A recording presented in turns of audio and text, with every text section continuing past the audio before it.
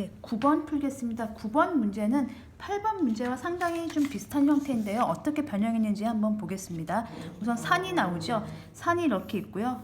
문장이 길어서 더 읽기가 싫고 어려워 보이는데요. 분석을 하시면서 이제 좀 재미를 느껴보시면 좋겠습니다. 그러니까 산의 동쪽에 A라는 마을이 있고요. 산의 서쪽에 B라는 마을이 있습니다. 그래서 A 마을부터 이게 정상이죠. 산 꼭대기까지 거리가 8km고요. 정상에서 B 마을까지 내려오는 거리가 12km가 됩니다. 그러면 두 마을에서 서로 다른 마을로 가려면 이렇게 가는 길이 없고요. 이 길밖에 없나 봐요. 정상 갔다가 다시 가고 얘도 정상 갔다가 이렇게 가는 거예요. 그래서 현정이가 산악 자전거를 타고 A 마을에서 출발을 해가지고 B 마을까지 가니까 이렇게 가는 거죠. 8km, 12km 가는 거죠. 20km를 가는 거예요. 그때 3시간이 걸렸고 다시 돌아올 때는 4시간이 걸린 거죠. 그쵸? 이게 더 오르막길이 더 기니까 올 때 더 많이 걸리겠네요. 상식적으로는. 그때 오르막길과 내리막길에서의 자전거의 속력을 구하는 건데요. 오르막길 올라갈 때 속력과 내리막길 올라갈 때 속력은 서로 다르긴 하지만 어쨌든 오르막길 속력은 이때건 똑같고요. 내리막길 속력도 이렇게 내려가건 이렇게 내려가건 같다는 얘기입니다. 이게 이제 8번 문제를 보시면 희선이가 어떤 마을까지 갔다가 돌아오는 거죠. 마찬가지예요. 얘가 여기서 갔다가 돌아오는 상황이고 이때 8번 문제는 걷는 것과 버스 타는 시간이 그러니까 두 종류가 나오거든요. 근데 여기 같은 경우는 올라가는 것과 내려오는 게가 두 종류가 나온 겁니다. 그렇게 문제를 변형했으니까 그거를 이제 느껴보시고 하시면 되겠습니다. 그러면 첫 번째 상황을 보겠습니다. 지금 첫 번째, 여기도 마찬가지였죠. 8번 문제 풀 때도 이 앞에 영상을 보신 분들은 아시겠지만 8번 문제 풀 때도 갈 때 상황과 올 때 상황이 두 가지가 벌어져요. 그러면 9번 문제도 마찬가지입니다. A에서 B로 갈 때 상황과 첫 번째 경우, A에서 B로 갈 때 상황과 두 번째 경우, B 마을에서 A 마을로 돌아올 때 상황이 있겠죠. 그때 한번 해보겠습니다. 요때 또 두 가지가 벌어지죠. A에서 B 갈 때 오르막길이죠. 오르막이고요. 이렇게 내려올 때 내리막이죠. 그때 속력을 보겠습니다. 오르막길의 속력을 x km/sh라고 하겠습니다. 내려올 때 속력을 y km/sh라고 하겠습니다.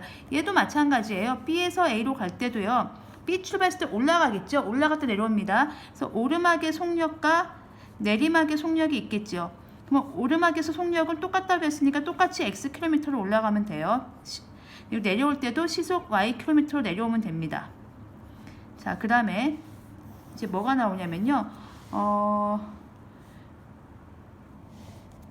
지금 거리가 나와 있죠. 거리. 그럼 거리를 쓰겠습니다. A에서 B 갈 때 오르막 거리는 얼마죠? 8km입니다. 내리막 거리는 얼마죠? 12km입니다. 그러니까 A에서 B 갈 때 이렇게 해서 이렇게 오니까요. 근데 B에서 A 올 때 보겠습니다. B에서 A 올 때요. 이렇게 오죠. 이번엔 오르막을 12km를 달려야 돼요. 이렇게 올라가야 돼요. 그리고 내려올 때는 8km 내려오는 거죠. 자, 이게 거리고요. 이제 공식은 시간 공식을 이용하겠습니다. 그러면 시간을 쓰시면 거속시죠. 거속시니까 시간은 속력분의 거리입니다. x분의 8이 되겠고요. 속력분의 거리죠. y분의 12가 되겠습니다. 여긴요. 시간이요. x분의 12가 되겠고요. y분의 8이 되겠습니다.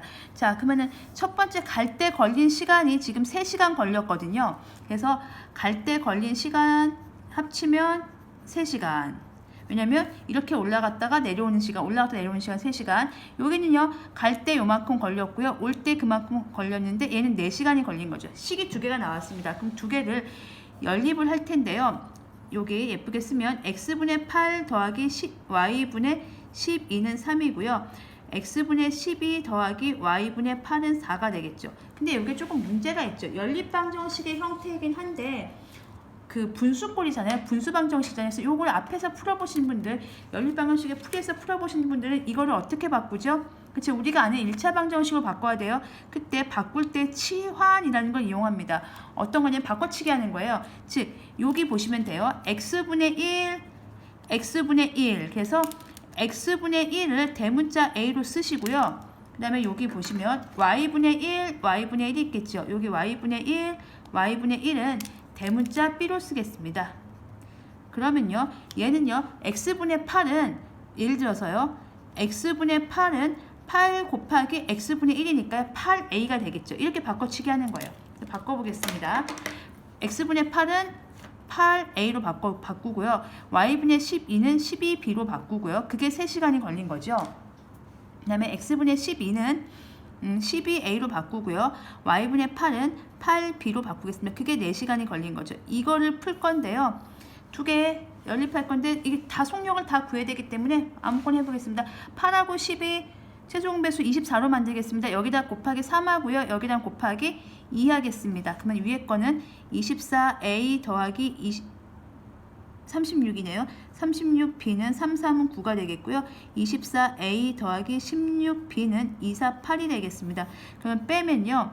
20b는 1이 되겠죠. 자, 조심하실 거 b가 20분의 1이죠. 근데 우린 b를 구하는 게 아니죠. b가 20분의 1이니까 b의 역수가 y죠. 지금 y의 역수가 b니까 b의 역수가 y니까 y는 얼마가 됩니까? 네, 좀 장을 바꿔서 쓰겠습니다. 여기가 다시 보시면 일단 8a 더하기 그냥 마저 여기다 쓰겠습니다. 8a 더하기 12b는 아까 3이었고요. 12a 더하기 8b는 4였습니다. 이거를 연립해서 풀어서 b가 20분의 1이 나왔습니다. 그럼 a는요. a 먼저 구할까요? b가 20분의 1 나왔으니까 여기다 집어넣겠습니다. 8a 더하기 12 곱하기 20분의 1이 3이니까 약분하면 8a 더하기 5분의 3이 3이고요. 양변에 5 곱하겠습니다. 40a 더하기 3은 5, 3, 15고요. 40a는 12입니다. 그럼 a는 40분의 12니까 4로 약분하면 10분의 3이 되겠죠. 그러면 a는 10분의 3이 됩니다. 근데 제가 아까 치환을 어떻게 했는지 기억하시죠?